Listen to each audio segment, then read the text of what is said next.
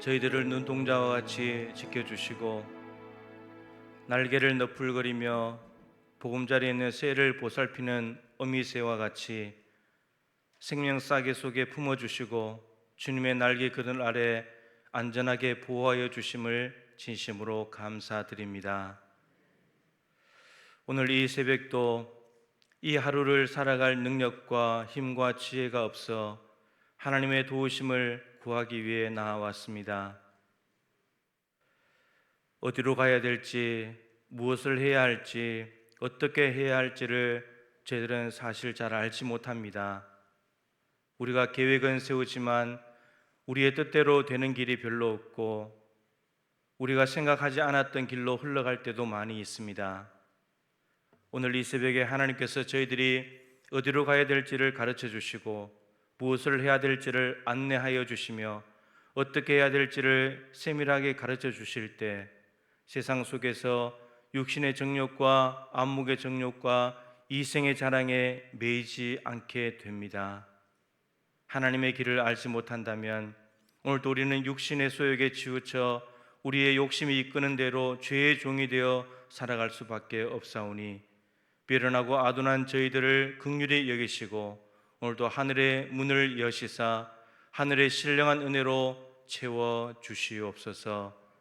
37일째 50일 기도학교를 다시금 시작합니다. 하나님, 이제 14일 남았습니다. 힘을 더하여 주시옵시고 새벽마다 기다려지는 시간 되게 하시고 하나님의 은혜를 덧입는 시간 되게 하시고 하늘의 능력으로 체험받는 시간이 될 수 있도록 은총 베풀어 주시옵소서. 진리의 성령께서 이 새벽에도 이곳에 함께 하시기를 간절히 원하옵고 예수님의 귀하신 이름으로 간절히 기도드립니다. 아멘. 오늘 37장 교재 158쪽입니다. 하나님 말씀은 열왕기상 19장 4절부터 8절까지입니다.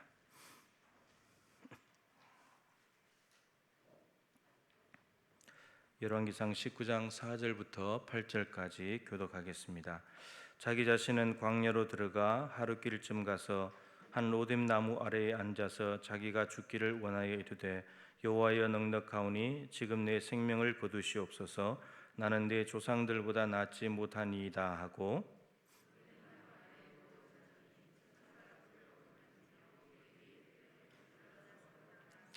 본즉 머리맡에 숯불에 구운 떡과 한 병 물이 있더라. 이에 먹고 마시고 다시 누웠더니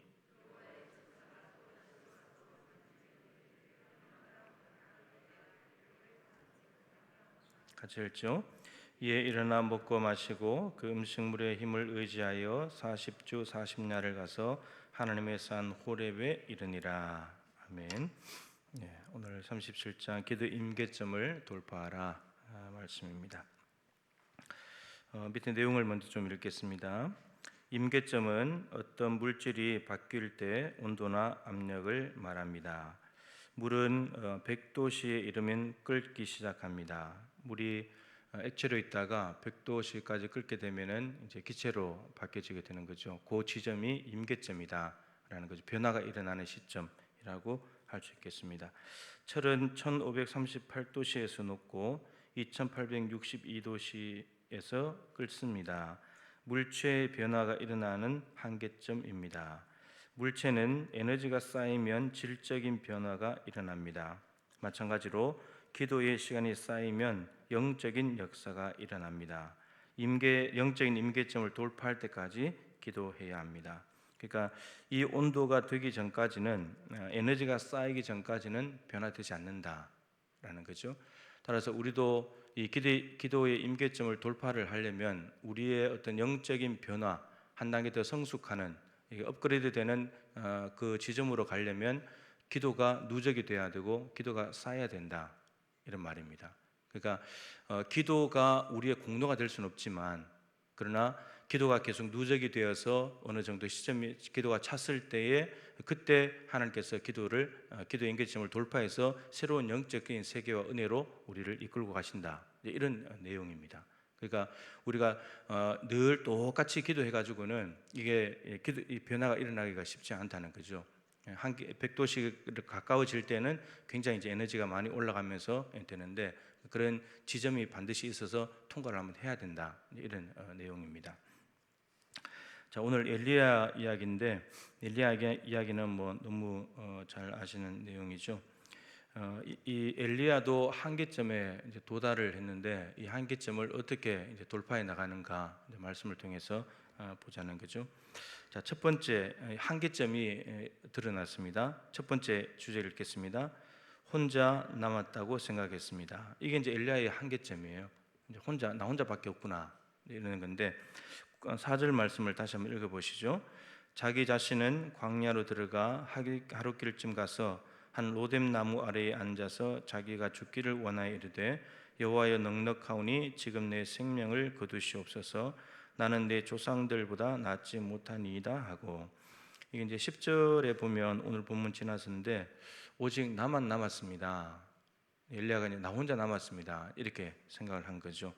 여기도 지금 상황이 아시는 대로 갈멜산에서 850대 1의 전투를 하고 이제 여호와께서 진짜 하나님이라는 것을 똑똑히 보여줬죠.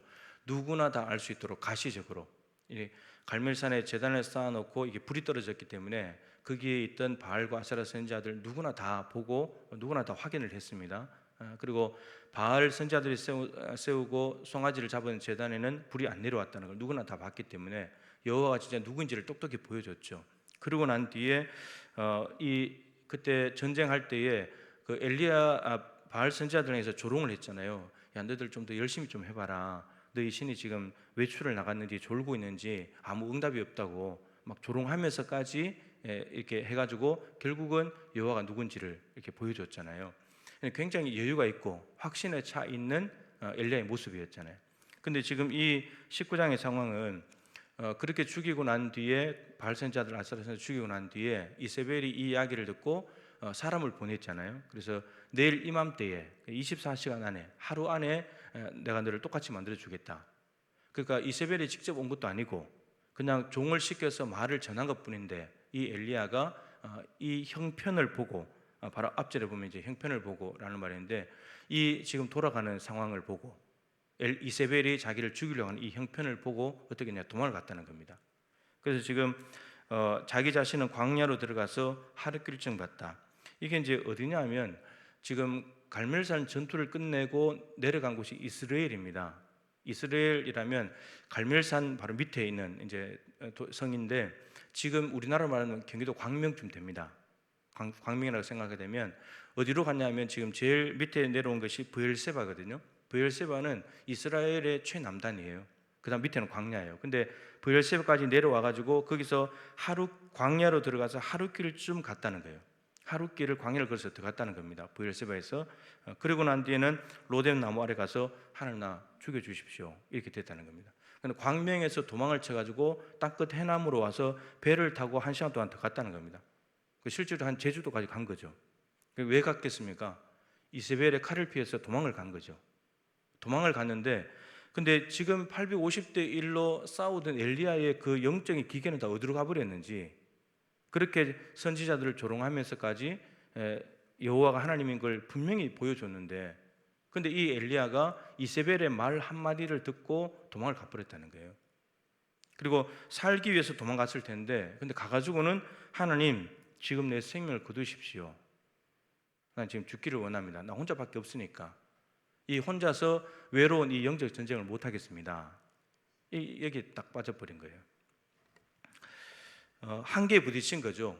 지친 겁니다. 근데 이게 뭐가 제일 힘들게 하냐면 나 혼자밖에 없다는 사실이 참 힘들게 합니다. 이 마음을. 여러분들은 그런 신이 없습니까? 신앙생활 하다가 나 혼자밖에 없구나. 나 혼자만 남았구나. 이런 생각이 들 때가 없습니까? 목회자들은 이제 다 그런 건 모르겠지만 그런 마음이 있어요. 아무리 애쓰고 뭘 해도 안 되니까 나 혼자밖에 없구나.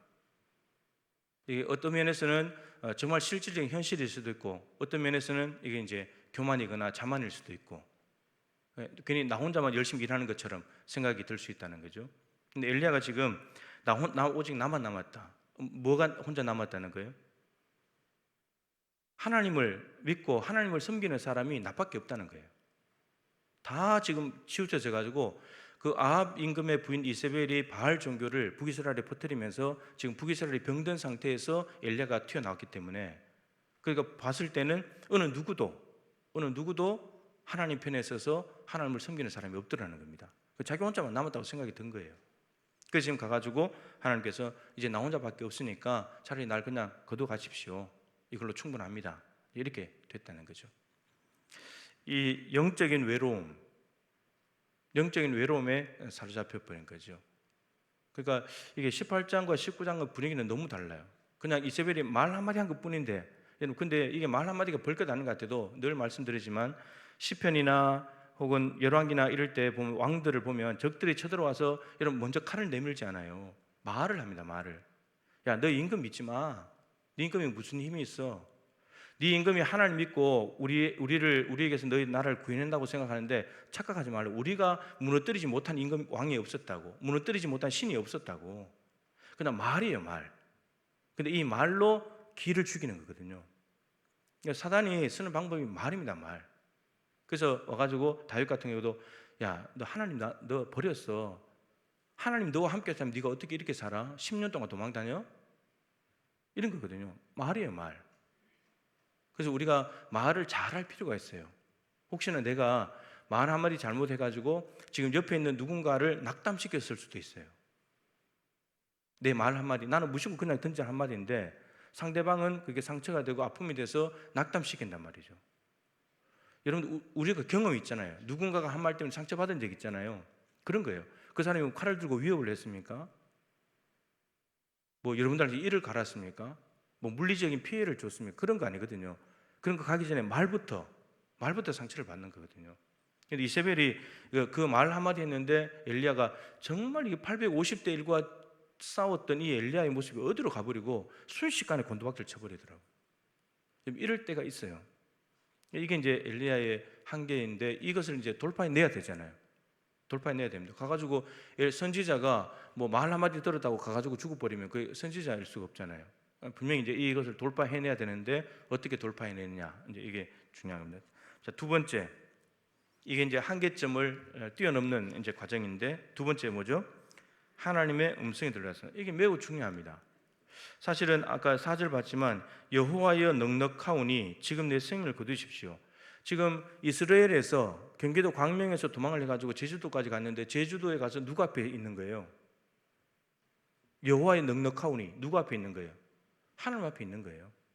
그럼 이 태도가 굉장히 중요합니다.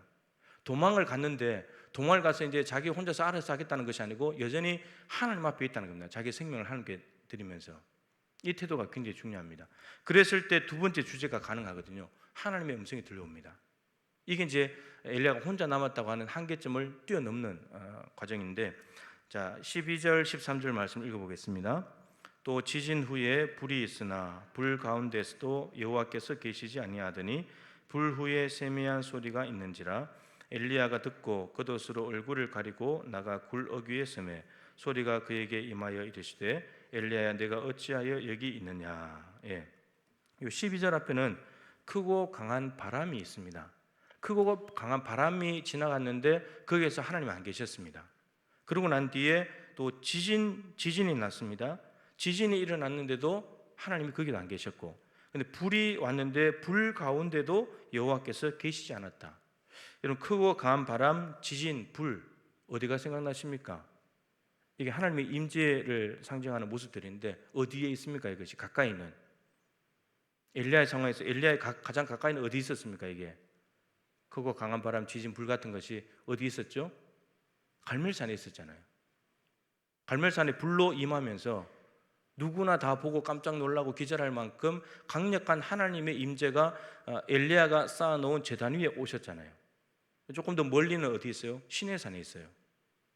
그 시내산에 있던 이스라엘 엘리야의 조상들이 만나 뵈었던 그 하나님의 영광, 하나님의 임재, 시내산에 있던 불로 임했던 그분이 바로 이 갈멜산에 찾아오셨다는 겁니다. 근데 엘리야는 하나님을 인식하는 방법이 늘 이런 것들이죠. 크고 강한 바람, 불 같은 것, 지진, 가시적으로 뭔가 눈에 띄는 이러한 것들, 이러한 것들로 늘 하나님을 인식하고 하나님의 임재하고 계신 걸 느꼈는데, 이세벨이 말 한마디 딱 해버리고 난 뒤에 자기가 형편을 보고 도망갔는데 하나님이 안 계신 것처럼 보이는 거죠.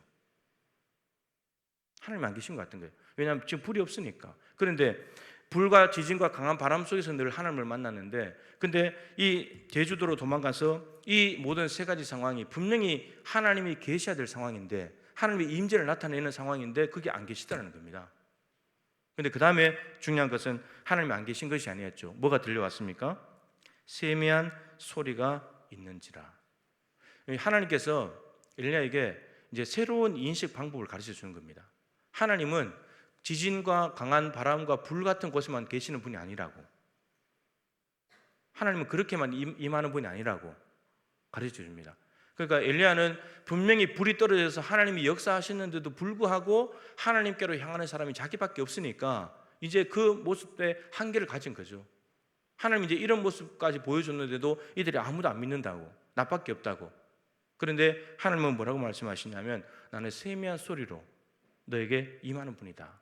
이 세미한 소리라는 말은 소리라고 하기에는 침묵에 가깝고 침묵이라고 하기에는 소리에 가까운 소리입니다. 그러니까 예민하지 못하게 귀 기울이지 못하면 듣지 못하는 소리예요. 이게 여호와의 넉넉하오니 이제 내 생명을 거두십시오. 마치 이게 자기의 생명을 하나님께 드리는 것처럼 하나님께 기도하는 말투인데, 그 기도의 응답이 뭐냐면 세미한 소리가 있는지라, 하나님의 음성이 들려오는 겁니다. 여러분, 영적으로 한계점에 도달했을 때 그것을 돌파할 수 있고 뛰어넘을 수 있는 힘이 뭐냐? 하나님의 음성을 들으면서 합니다. 하나님의 음성을 들어야 됩니다. 하나님의 음성은 앞부분에 나왔었잖아요. 성경 66권에 들어갈 수는 없지만 하나님의 음성은 분명히 있다고. 분명히 있다고. 우리의 삶을 인도하기 위해서 하나님께서 분명히 있다는 거죠.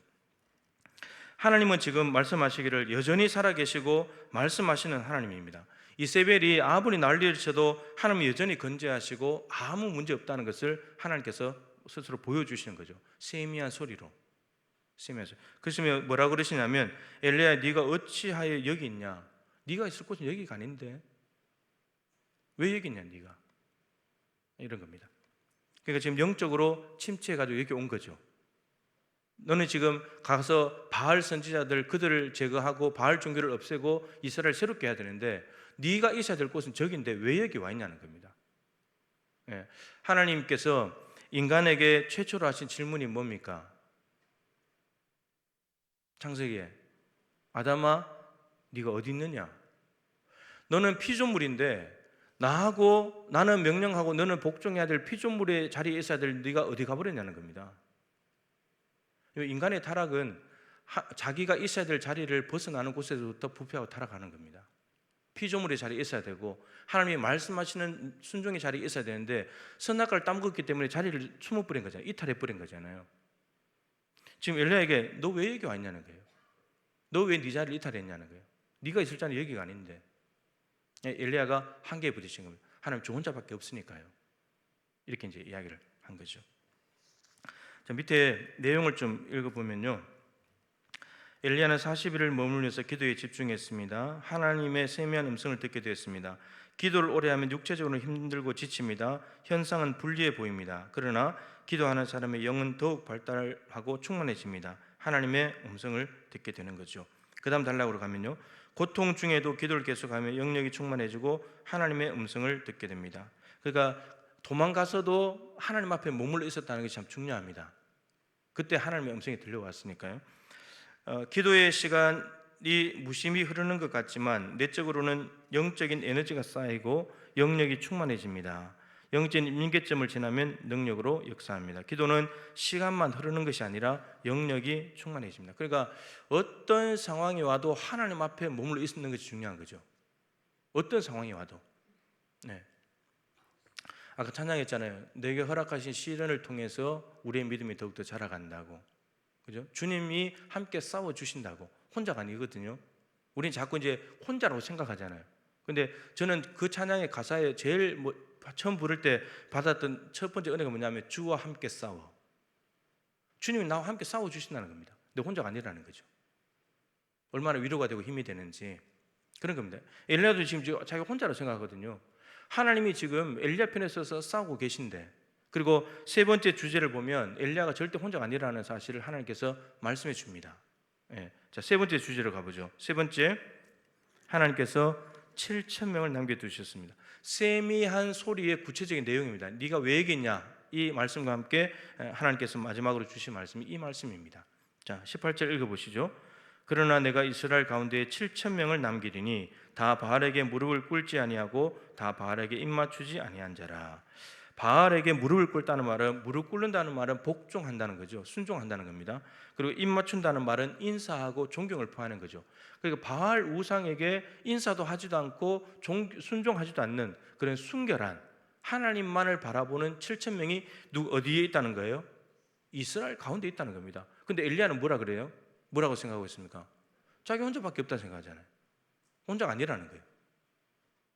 하나님, 누구나 모든 사람이 다 바알에게 빠져 있는 것 같지만 바알에게 다 빠진 것이 아니고 엘리야와 똑같은 모습으로 바알에게 저항하고 하나님을 섬기는 것은 아니지만 모양은 다르다 할지라도 바알에게 무릎 꿇지 않고 입 맞추지 않는 순결한 7천 명이 있다는 겁니다. 그런데 이들을 살펴보는 것도 참 중요한데, 바알은 내 주인, 남편이라는 뜻이거든요. 그러니까 하나님이 주인인데 제쳐놓고 바알을 쫓아가는 거거든요. 이게 신약으로 말하면 만몬입니다. 돈.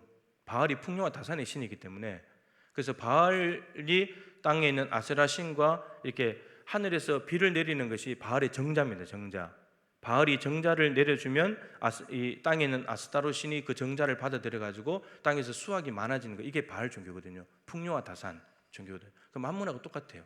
그러면 이게 오늘 이 7천 명이 있다는 이 말씀 뒤로 바알에게 무릎 꿇지 않고 바알에게 정말 있는 그대로 저항하는 사람들, 그리고 만몬을 쫓아다니지 않는 사람들을 찾아보면 그 사람이 순결한 7천 명이에요.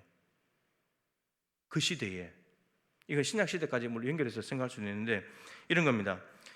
하나님께서 이 말씀을 하신 이 말씀 바로 앞에 이 내용이 있죠. 아람 왕 하사엘에게 기름을 부어서 아람의 왕으로 삼고, 예후에게 기름 부어서 이스라엘 왕으로 삼고, 엘리사를 찾아서 너 후자로 삼아라.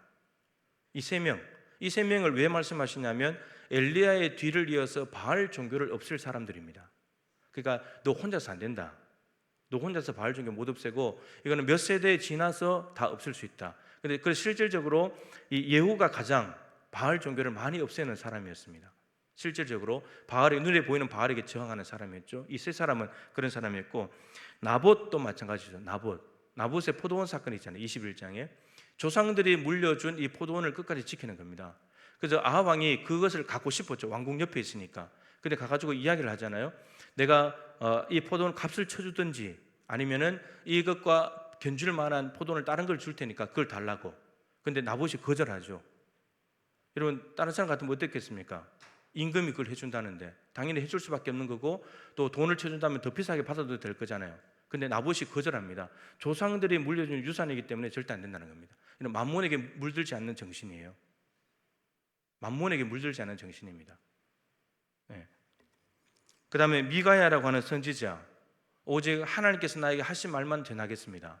시드기야와 400명의 선지자들이 여호사밧과 아합이 전쟁하러 갈 때 아합을 편을 들어서 가면 이깁니다라고 말할 때 이 미가야는 나는 하나님께서 하신 말씀만 합니다. 바알 선지자들을 쫓아가지 않겠다는 거죠. 이 사람도 하나님의 참된 말씀을 전하겠다는 이 사람도 바알에게 무릎 꿇지 않는 사람 7천 명입니다. 그리고 수넴 여인이 있죠. 엘리사가 고정적으로 다니는 걸 알고 자기 집에 방을 건축을 해가지고 자리를 내어준 사람, 부부가 같이 합의를 해서. 그럼 이게 돈에 물들지 않는 사람들입니다. 이 사람들이 대놓고 바알에게 저항하는 것은 아니지만 돈의 탐욕을 품지 않으면서 하나님의 종을 섬기면서 하나님을 숭배한다는 것을, 하나님을 섬긴다는 것을 그대로 보여준 사람들이죠. 연약한 여인 같지만 바알에 물들지 않는 순결한 7천 명 같은 사람들입니다. 신약으로 가면 구약에 다니엘도 있고요. 그 다음에 신약으로 가면 바나바, 돈에 물들지 않는 사람이잖아요. 자기 밭을 다 팔아서 주고, 뭐 예루살렘 교회의 영향력이나 그 다음에 안디옥 교회에 있어서 부흥을 일으켰던 그 자기의 어떤 공로나 그런 거 다 뒤로 하고 선교사로 가려니까 가버리는 이런 사람들이 다 순결한 7천 명들입니다. 근데 하나님께서 엘리야가 자기처럼 불을 막 내려오게 해가지고 가시적으로 보이는 하나님을 드러내고 이렇게 하는 사역자가 자기 혼자밖에 없다고 생각했겠죠. 근데 하나님은 그렇게만 역사하시는 분이 아니고 세미한 소리로도 역사하시지만 이렇게 대놓고 저항하지 않더라도 만몬에게 쫓아다니지 않으면서 바알에게 무릎 꿇지 않으면서 조용히 숨죽여서 사는 것 같지만 하나님을 숭배하는 사람들이 있다는 겁니다. 근데 이런 사람들을 통해서 하나님이 그 시대의 역사를 이끌어 간다는 거죠. 그 시대의 역사를. 그래서 우리도 여러분, 그래서 이런 말씀들을 보면 우리가 착각하면 안 돼요. 나 혼자밖에 없어. 교회에 정말 하나님을 위해서 헌신한 사람 나밖에 없어. 고된 일, 힘든 일 내가 하니까 나밖에 없어. 착각입니다. 착각이에요. 하나님이 눈에 띄게 힘들고 고단한 일을 하는 그분을 통해서만 하나님 일하시는 게 아니라는 거죠. 7천 명이 있어요. 7천 명이. 네, 7천 명이 있습니다. 이런 말씀들을 보면 되게 겸손해지죠. 하나님의 세미한 음성의 내용이 이거였습니다. 7천 명 있다, 엘리야야. 무슨 소리냐? 너 혼자 아니다. 7천 명 있다.